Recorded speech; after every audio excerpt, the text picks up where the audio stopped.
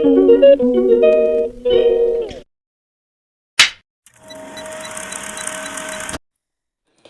guys, welcome back to my vlog again. Hey guys, ito po, maggawa ako ng lupaw. Tapos ito na po yung nangyari ng aking doon na ginawa. Sobrang grabe yung tubo. Wow! Nagugas ako ng kamay kahapon. Wow! Super good! This is it. Yan guys, oh. Nilagyan ko na ano sa ilalim. Yan. Wow, ang galing. Ito ang maganda. Lagyan ko ng flour sa ilalim para pag ano hindi malagkit. Oh. 2 hours ko itong ano, binabad. Kaya lumubo ng sobra. Bango. Mabango siupaw na kahit hindi pa luto. Alright guys. Gawa tayo ngayon ng gawin natin ano ba yan? Magawa na tayo ng yung bilog-bilog, no?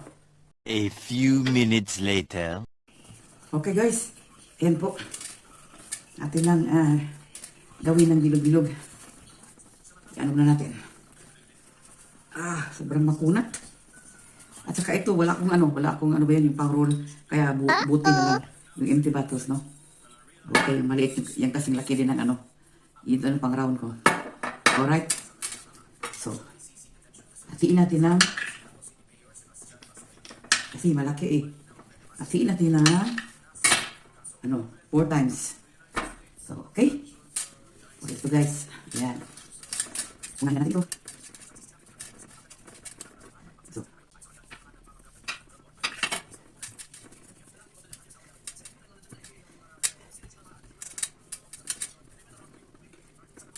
Ganyan. Gawa tayo ng huwag natin sobrang liitin. Ayan, tatlong peraso lang pala. Para malalaki ang siupaw ko. Para madali lang magluto. Ayan.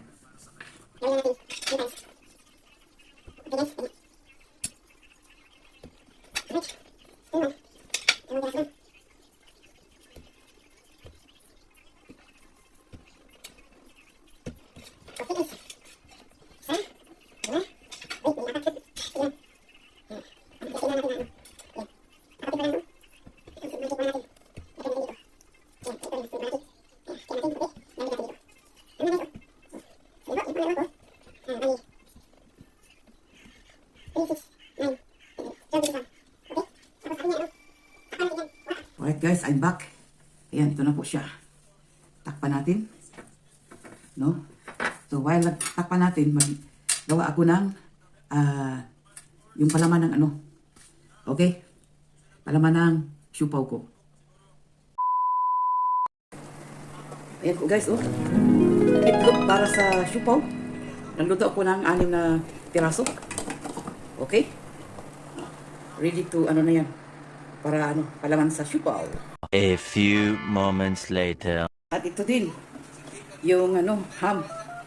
Na wala kasi akong karne. Hindi na kailangan. May ham dito. Tapos, ayan, kunti lang yung ano, sibuyas kasi ayaw ko ng sobrang sibuyas sa ano, sa siupaw dahil mapangit yung ano niya, yung lasa. Ewan ko basta. I don't like too much onions. Garlic. Okay lang. And this, oh. Mag-umpisa na tayo sa ating pagluluto ng palaman sa ano. Ito yung ano ko. Onion, saka garlic. So, isabay ko na lang sila guys para total, ano pareha naman yan sila.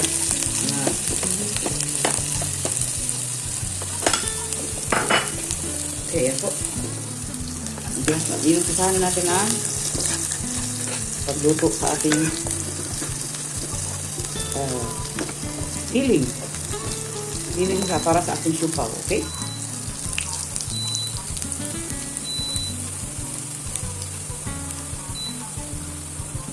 Yeah.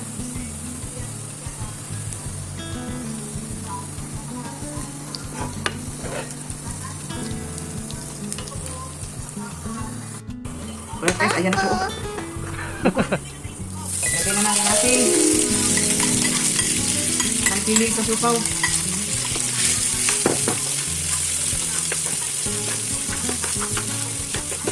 Yes.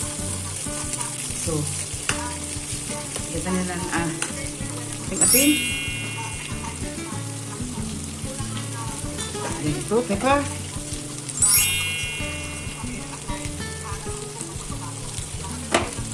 And then, konting soy sauce.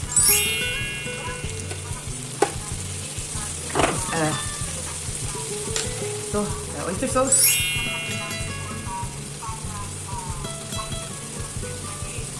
Okay. And then,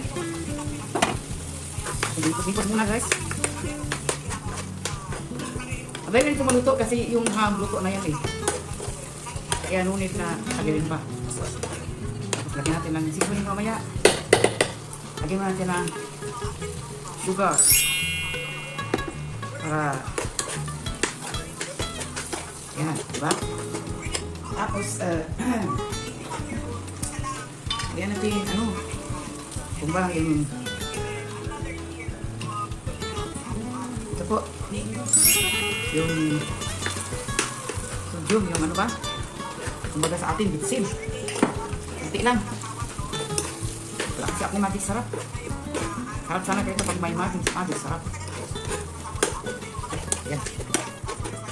So yummy. Ito yung pang-feeling ko sa aking chupaw.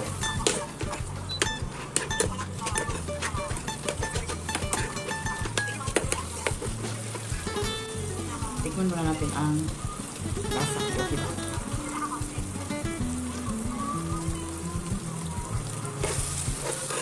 Wow! Diba sa alright? Okay guys! That's all for today! Alright guys, ayan po. Sinala ko na siya.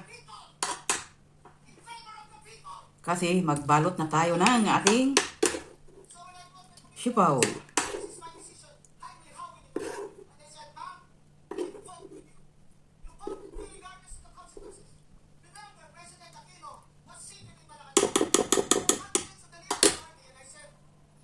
Ayan na po. Wow! This is it.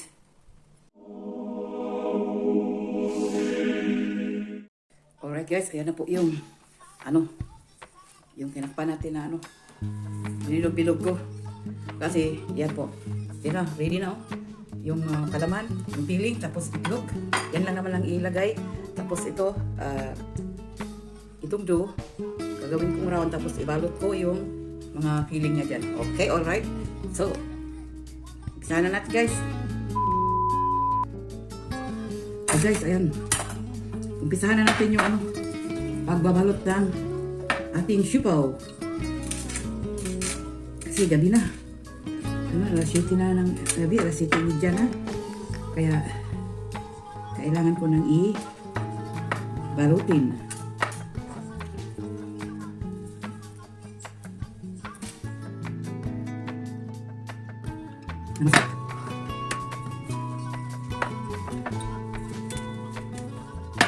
Okay. Ito na po.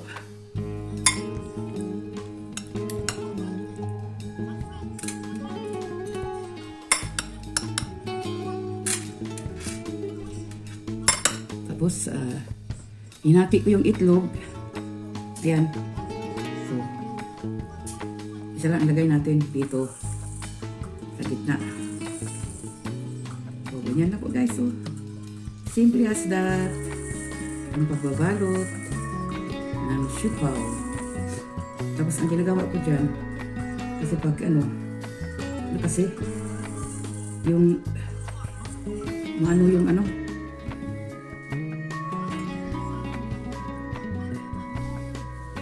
ayan po. Diba? Meron akong nagawang isa. Wow! Tapos, lagay ko yan dito sa 1 hour later. Ayan po guys, tapos ko na nabalo to. Ayan siya. Ngayon,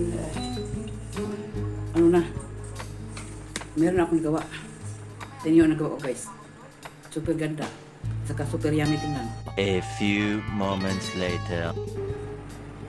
Ayan, oh. Wow. Ang galing. Ang galing-galing.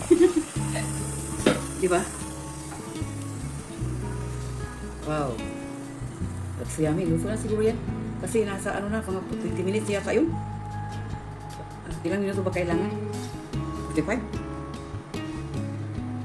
Tingnan ko lang, tikman ko kung luto na ba.